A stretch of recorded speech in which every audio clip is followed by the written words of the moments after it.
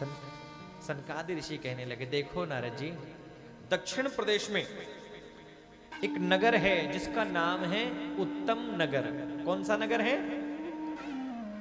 उत्तम नगर में चारों वर्णों के लोग रहते हैं, क्षत्रिय ब्राह्मण आदि। एक पंडित जी भी रहते हैं। आपने सुनी है बहुत बार कथा। पंडित जी ज्ञानवान है, गुणवान है, धनवान है, रूपवान है। नाम है उनका आत्मदेव। क्या नाम है? एक पत्नी है जिसका नाम है धुंधुली। क्या नाम है? जो धू धू करती रहती है महाराज, उसका नाम है धुंधुली। सब कृपा है जीवन में, लेकिन कमी है कि घर में कोई संतान नहीं है। पंडित जी को इस बात का दुख नहीं है घर में संतान नहीं है। अरे संतान नहीं है कोई बात नहीं, घर में एक तुलसी का यदि वृक्ष भी लगाते हैं तो तुलसी का वृक्ष भी सूख जाता है। घर में गाय लेकर के आते हैं तो गाय भी बांझ हो जाती है। लोगों ने बड़ा दुखी किया है महाराज। कहते जीवन में कष्ट आए, दुख आए तो दुनिया वालों से कभी मत कहना। क्यों? ये दुनिया वाले रोकर के सुनते हैं, बाजार में हंस करके उड़ा देते हैं कि तुलसी पर घर जाय के दुख मत कहिए रोए। अरे दुख नहीं बाटे आपनो जगत हसाई होए। जीवन में दुख आए तो संसार के लोगों से मत कहना। आत्मदेव दुखी हुए, गंगा किनारे आए हैं और सोचने लगे पत्थर पे सर पटक पटक के मर जाऊंगा। सर पटकने लगे। कहते हैं भगवान ही संत के वेश में आ गए। संत ने पूछा, हे ब्राह्मण देवता, क्यों रोते हो, क्यों दुखी हो रहे हो? कथम रोदिषि विप्रत्वम कात्वम चिंता बलियसी वद सत्वरम मह्यम स्वस्य दुखस्य कारणम। अपने दुख का कारण बताओ। क्या कहा सोमदेव भाई? ध्यान देना जरा, पूरा ध्यान देना आप। और कोई बात करे तो चिंता नहीं मुझे, मैं आपसे सब पूछूंगा।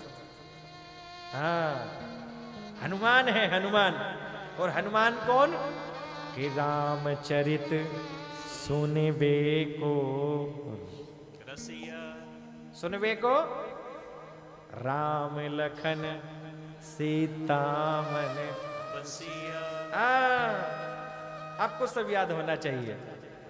संजय भाई का तो उद्धार हो जाएगा, ये लगे रहते हैं। जय श्री श्याम, जय श्री श्याम, बोल लख दातार की जय। आपने हमारा हाथ पकड़ा है और हमने इनका पकड़ा है। इंजन यहां जुड़ा हुआ है, इस इंजन को कट मत होने दो। बोलो राधे राधे। राधे राधे। एक बार मेरे सोमदेव भाई के लिए ताली बजाओ जरा। हाँ हाँ, क्यों सुमित भैया, बहुत सेवा करता है ये। तो महाराज कहां चल रही थी कथा?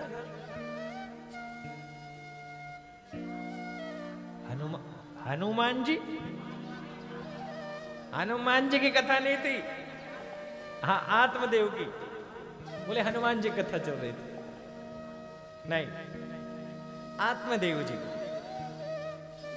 क्यों रो रहे हो? क्यों क्यों? क्या दुख है, क्या कष्ट है? आत्मदेव जी कहने लगे, हे संत महाराज, मैं क्या बताऊं, सब भगवान की कृपा है, लेकिन घर में कोई संतान नहीं है। संतान नहीं है कोई बात नहीं, घर में तुलसी का वृक्ष आता है वो भी सूख जाता है। गाय आती है, मेरे घर में गाय आकर भी बांझ हो जाती है। क्या करूं मैं? मुझे मर जाना चाहिए। धिक जीवितम प्रजाहीनम धिक गृहम च प्रजामना धिक कुलम चांद पंतस्य धिक कुलम संतति विना। जिस घर में संतान नहीं हो वह घर को धिक्कार है। मैं घर में रहना नहीं चाहता। संत ने अनेक बार समझाया, हे हे हे आत्मदेव, तुम दिखने में तो बड़े ज्ञानी लग रहे हो, लेकिन बातें मूर्खों वाली करते हो। बताओ, क्या जिसके पास संतान है उनके जीवन का सबका उद्धार हुआ? अरे सगर महाराज के 60,000 पुत्र थे। कितने कितने? 60,000 पुत्र, लेकिन महाराज जल करके भस्म हो गए।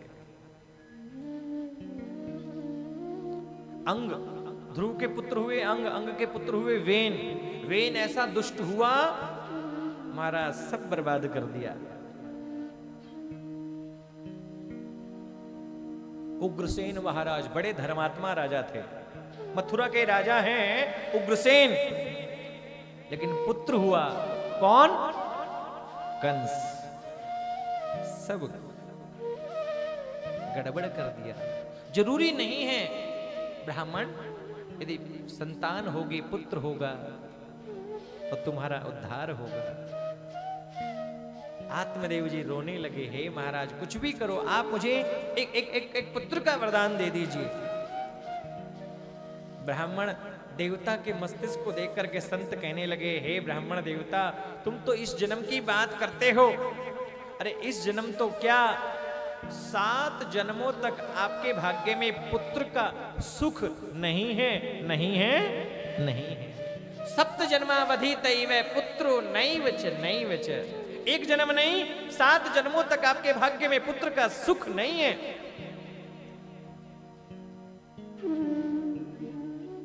देखो, पुत्र होना अलग बात है और पुत्र से सुख होना अलग बात। बोले आपके भाग्य में पुत्र का सुख नहीं है।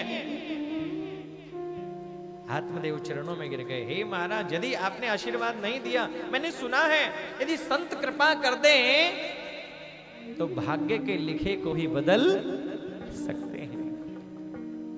चिंता मणिर्लोक सुखम सुरद्रु स्वर्ग संपदम प्रयच्छति गुरु प्रीतो वैकुंठम योगी दुर्लभम। यदि गुरु कृपा कर दे, संत कृपा कर दे, भगवान के वैकुंठ को भी दे देते हैं, तो पुत्र की तो बात ही क्या है।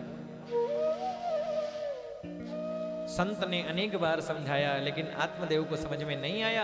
और आत्मदेव ने कहा, हे महाराज यदि आपने आज वरदान नहीं दिया तो आपके चरणों में जो पत्थर रखा है इस पे सर पटक पटक के मैं मर जाऊंगा और इस ब्राह्मण की हत्या का दोष आपको लगेगा। संत ने देखा ये ब्राह्मण मानने वाला नहीं है, अपनी झोली से एक फल निकाला, कहा ले जाकर के अपनी पत्नी को देना, श्रद्धा के साथ इस फल को ग्रहण करेंगे और मेरा आशीर्वाद है 9 महीने के बाद तुम्हारे घर में पुत्र नहीं सुपुत्र का जन्म होगा, ये मेरा आशीर्वाद। बोले पुत्र होना अलग बात है, सुपुत्र होना अलग बात है, क्योंकि लिखा कि जननी जने तो भक्त जन या दाता या शूर, इससे अच्छे बांझ भले काहे गवायो नूर। संतान कैसी हो, लिखा जननी जने तो भक्त जन, या तो भगवान की भक्त हो, या दाता हो, दानी हो, या शूरवीर हो। बोले इससे अच्छी बांझ भली काहे गवायो नूर। आत्मदेव फल लेकर के आए हैं और फल लेकर के आए, लाकर के अपनी पत्नी को हे देवी अब हमारे घर में किलकारियां गूंजेगी, हमारे यहाँ पुत्र का जन्म होगा। क्या कह रहे हो? बोले ये फल संत ने दिया है, लेकिन पत्नी का नाम है, क्या नाम है, क्या नाम है? धू धू करोती थी धुंधली। विश्वास नहीं किया, ये लो कहां से ले आए? अरे ये फल खाने से बेटा होगा? अरे देवी संत का आशीर्वाद है और पुत्र नहीं सुपुत्र का जन्म होगा, हमारे घर में किलकारियां गूंजेगी, देवी इस प्रसाद को ग्रहण करो। लेकिन धुंधली विश्वास नहीं हुआ, पति से झूठ बोल दिया, मैं बाद में खाऊंगी, सुबह स्नान करके खा लूंगी। हाँ देवी खा जरूर लेना, हाँ खा लूंगी। वो सोचने लगी, अरे फल खाने से कोई बेटा होता है? चलो चलो हो भी गया तो मैंने सुना है जो जो जो गर्भवती स्त्रियां होती हैं उनको बड़ा कष्ट होता है। अरे अरे ये फल खाने से यदि मुझे गर्भ ठहर गया और फिर मैं घर का काम कैसे कर पाऊंगी, मैं सब कार्य नहीं कर पाऊंगी। तो फिर अरे अरे यदि गर्भावस्था के समय डाकुओं ने गांव पर आक्रमण कर दिया तो मैं कैसे भाग करके जाऊंगी। अरे घर में कभी आग लग गई तो मैं कैसे कैसे घर में से निकल करके दौड़ करके जाऊंगी।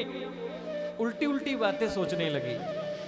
अरे चलो आग भी नहीं लगेगी, डाकुओं का आक्रमण नहीं होगा, घर का काम भी कर लूंगी। अरे मैंने तो सुना है कई माताओं को जन्म देते समय माता बच्चे को जन्म देती है तो महाराज प्राण भी चले जाते हैं, मैं कैसे सहन कर पाऊंगी। अरे चलो प्राण नहीं जाएंगे, बच्चे का जन्म हो जाएगा तो लालने पालने दुखम, लालन पालन करने में बड़ा दुख होगा, मैं कैसे सहन कर पाऊंगी। अनेक बार सोचने लगी महाराज, ये सोच ही रही थी कि महाराज धुंधली की बहन पास में आ गई। बहन ने पूछा अरे क्या बात है, सारी बात बताई, तेरे जीजा जी फल लेकर के आए हैं और मैं सब चाहते नहीं, क्या करूं। धुंधली की बहन कहने लगी चिंता मत कर, तेरे पास धन की कोई कमी नहीं है और मेरे पास संतान की कोई कमी नहीं है, तू मुझे धन दे देना और मेरे यहां पर जो संतान होगी तुझे ला करके दे दो। बोले फल का क्या करूं। तो सामने गाय दिखाई दी, बोले ये फल को गाय को खिला दे, देखते हैं कि गाय फल खाएंगी तो बेटा होता है कि नहीं होता। गाय को फल खिला दिया और पति को झूठ बोल दिया मैंने फल खा लिया। पति चले गए महाराज। समय आने पर धुंधली की बहन के यहाँ पर बेटे का जन्म हुआ है, धुंधली को ला करके दिया है। पति को संदेश भेजा गया, पति आए हैं, बड़े प्रसन्न हुए हैं, घर में किलकारियां गूंज गई है। नामकरण करने का समय आया, बेटे का नाम नारायण रखूंगा, कृष्ण रखूंगा। धुंधली कहने लगी तुम नहीं रखोगे, मैं रखूंगी, मेरा बेटा है, मैंने 9 महीने कष्ट सहा है। आत्मदेव कहने लगे देवी तुम रख लो। बोले नारायण नाम नहीं रखूंगी, कृष्ण नहीं रखूंगी, तो क्या रखोगी। बोले मेरा नाम है धुंधली, तो मेरे बेटे का नाम धुंधकारी नाम रख लिया। बच्चों का नाम बड़ा सोच समझ के रखना चाहिए। नारायण रखोगे तो क्या पता अंत में ये नारायण आए ना आए, वो नारायण जरूर आएगा। और चिंटू पिंटू मिंटू रखा तो फिर तो बोलो राधे राधे। नाम रख दिया धुंधकारी। धीरे धीरे बालक बड़ा होने लगा और कहते हैं कुछ समय बाद जो फल गाय को खिलाया था, कहते हैं गाय को जो फल खिलाया था उस फल के फलस्वरूप गाय ने भी एक पुत्र को जन्म दिया। और पुत्र कैसा, मनुष्य के जैसा, लेकिन उसके कान गाय के कान के जैसे, गाय के कान के जैसे उस बालक के कान। आत्मदेव बड़े प्रसन्न हुए, हे प्रभु पहले तो गाय भी बांझ हो जाती थी और अब घर में बेटा हो गया तो गाय ने भी ऐसा बच्चा दिया है जो पूरा मनुष्य के जैसा है। देते हो तो छप्पर फाड़ के देते हो, बड़ी कृपा करते हो नारायण। अब देखो बेटे के कान है गाय के कान के जैसे, तो उसका नाम रख दिया गोकर्ण। बोले गोकर्ण जी महाराज की जय। दोनों बालक धीरे धीरे बड़े होने लगे हैं।